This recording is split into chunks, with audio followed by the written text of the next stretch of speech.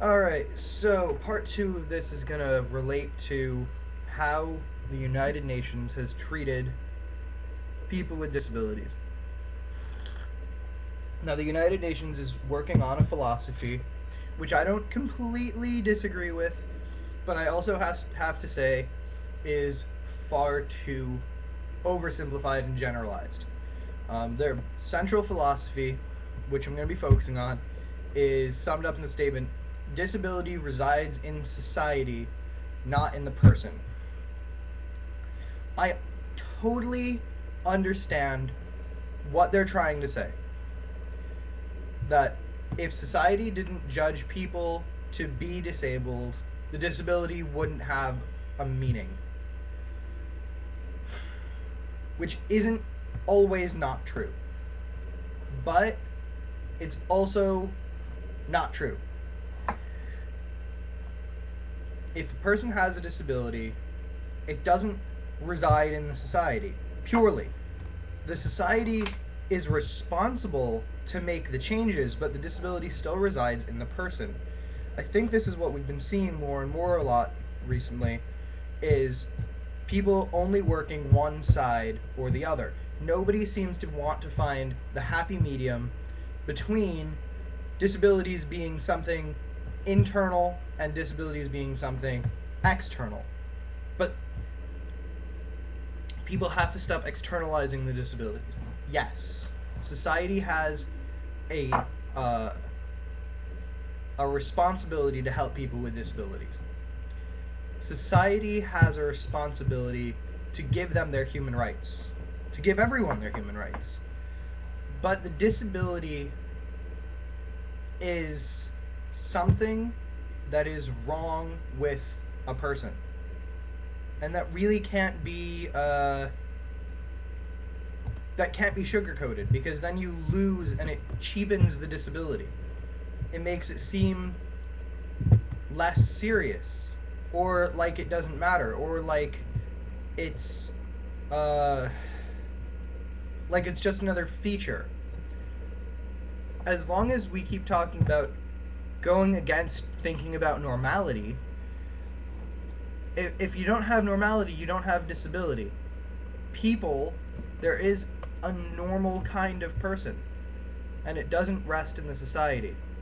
Now, what makes a disability is different than what makes a person disabled.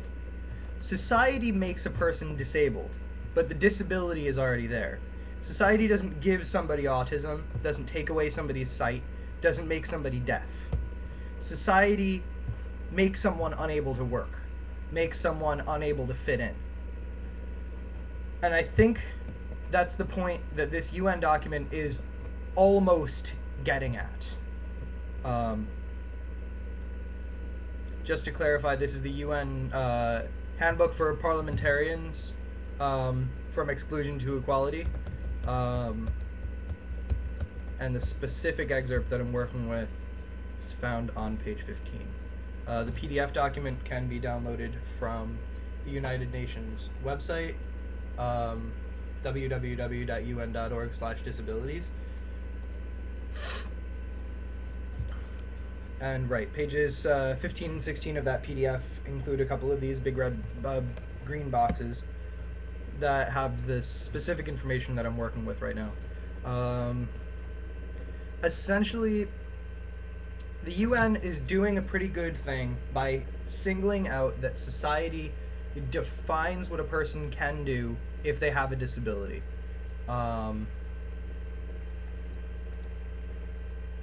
But you have to make the specification that these are not all of the disabilities that they talk about are on the same level.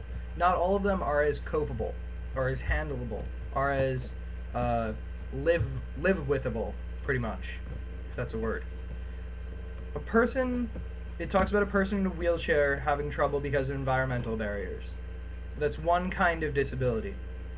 Then immediately shift gears to children with intellectual disabilities. That's an entirely different realm of disability and it's saying that a child with intellectual disability might have difficulties in school because of teachers' attitudes towards him or her, and in and from having curriculum that is not suited to them, uh, unadaptable parents. Those are all environmental factors, but your potential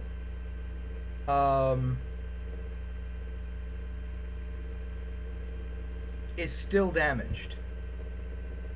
And people have to take into account that a disability does take away a potential from a person, and that no amount of societal change will make the person's burden go away completely. But this UN document seems to place the major part of the burden on the society instead of uh, on the person. I'm not sure how I feel about that, to be completely honest. It could be a great thing. It could be a fantastic thing to say that societies should have to bend over backwards to help people with disabilities. But there are dangers inherent in saying society has to bend backwards for everybody with a disability, because it leaves loopholes and leaves essentially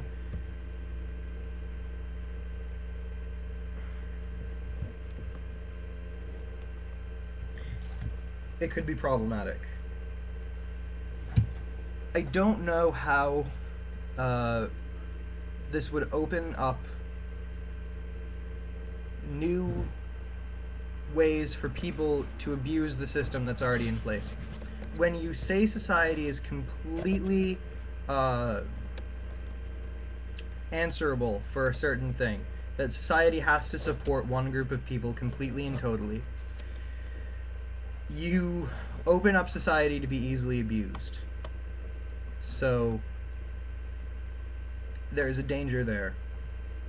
And I'm hoping that somehow we can open up some discussion on what that danger is and how it can be abused, if that danger is really there, or not. But hopefully you leave comments, try to get a dialogue going. Thanks for watching. I'm out.